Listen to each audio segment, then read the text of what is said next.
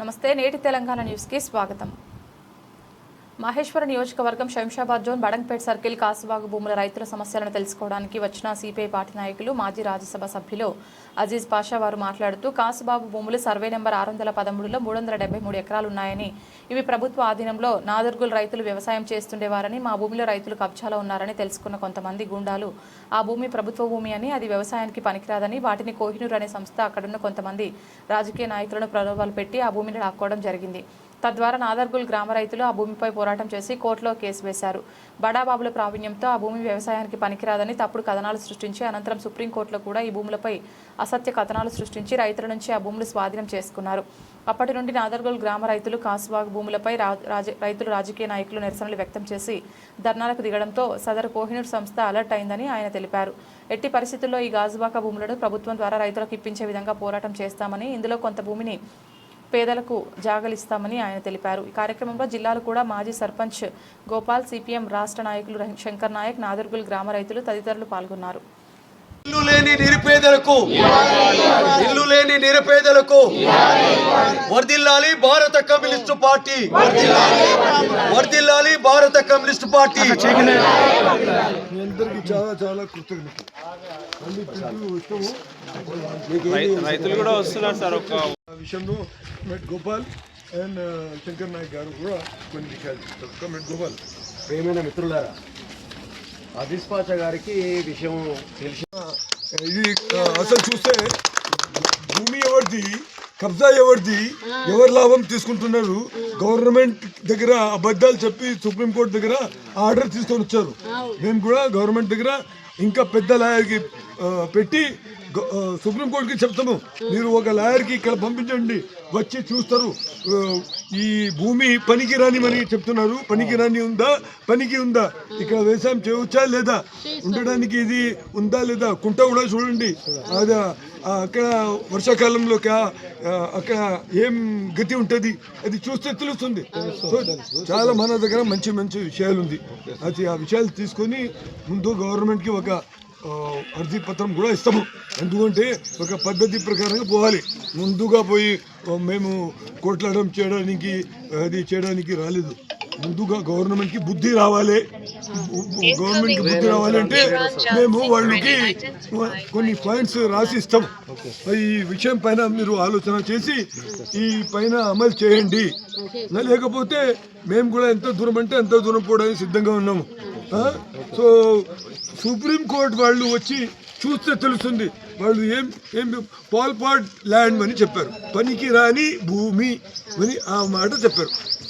చెప్పిన తర్వాత సుప్రీంకోర్టు వాళ్ళు పాపం అది పనికి రాని ఉంది కానీ మొత్తం ఈ అడ్డంకాలు తీసేసి పెద్ద పెద్ద బిల్డింగ్స్ కట్టని ఇది రైతులకి పనికి రాని భూమి ఉంది అని ఆ బుర్రలో వాళ్ళకి వచ్చింది.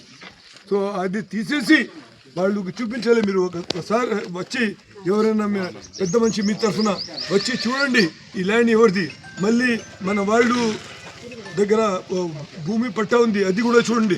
చూసిన తర్వాత న్యాయం చేయండి అని మేము చెప్తాం. మిత్రులారా, మేము ఇక్కడ ఈ నాదర్గుల్కి ఎందుకు రావడం జరిగింది అంటే ఇక్కడ చాలా అన్యాయం జరుగుతున్నది. ఒక భూమి సర్వే నంబర్ 613 అంటే 373 ఎకరాల భూమి ఉంది. ఇక్కడ చూస్తే మొత్తము బ్లాక్ చేసేసారు.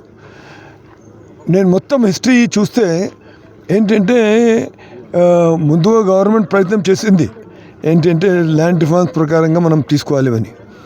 కానీ మళ్ళీ కొంతమంది స్వార్థపరులు హైకోర్టు సుప్రీంకోర్టు పోయి సుప్రీంకోర్టులో కూడా గవర్నమెంట్ భూమి అని ఒకసారి వచ్చింది.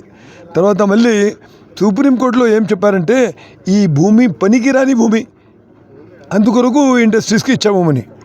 కానీ ఇక్కడ వచ్చి చూస్తే ఎందుకంటే పాపం సుప్రీంకోర్టులో కూర్చున్న వాళ్ళు ఈ వకీల్ ఎట్లా చెప్తే అట్లా వాళ్ళు వింటారు. సో చాలా పెద్ద వకీల్కి వాళ్ళు పైరవీ చేయడానికి పెట్టారు. వాళ్ళు ఈ మాట చెప్తే పనికిరాని భూమి ఉంది కదా ఇండస్ట్రీస్ పెడతారులేండి అని వాళ్ళు అట్లా ఇది ఇచ్చేశారు. మేము అడిగేది ఏంటంటే గవర్నమెంట్కి ఇమీడియట్గా ల్యాండ్ రిఫార్మ్స్ యాక్ట్ ప్రకారంగా మళ్ళీ ఈ మొత్తం భూమి మీరు తీసుకోవాలి. తీసుకొని ఇక్కడ కనీసం ఒక 300 ఫ్యామిలీస్ ఇక్కడ వ్యవసాయం చేస్తుంది, వాళ్ళకి ముందుగా అది ఇవ్వండి. ఇంకా అక్కడ కుంట లక్ష్మమ్మ కుంట ఉంది, అక్కడ చూస్తే 12 ఎకరాలు ఉంది. వర్షం వచ్చిన తర్వాత అప్పుడు హైడ్రా ఏం చేస్తుంది అది కూడా మా క్వశ్చన్ మార్క్ అది. సో వాళ్ళు కూడా వచ్చి ఈ భూమి ఆ కుంట గురించి కూడా ఆలోచన చేయాలి.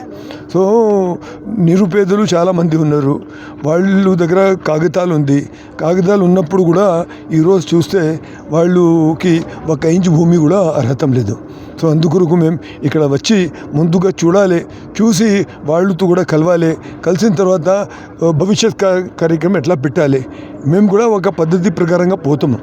గవర్నమెంట్ ఈ విషయంలో government is for the people. So government ఈ పీపుల్ ఏం చెప్తుంది, ప్రజలు వ్యతిరేకంగా పోతే మళ్ళీ గవర్నమెంట్కి ఏం దిక్కు వస్తుంది వాళ్ళే ఆలోచన చేయాలి. సో అందుకొరకు ఇప్పుడు మొత్తము చుట్టుపక్కల ఉన్న వాళ్ళు అందరూ ఇది మన భూమి ఉంది, కాగితాలు ఉంది, మన భూమి వాపస్ ఇవ్వండి అని చెప్తే గవర్నమెంట్ ఈ విషయంలో వాళ్ళకి మద్దతు ఇవ్వాలి.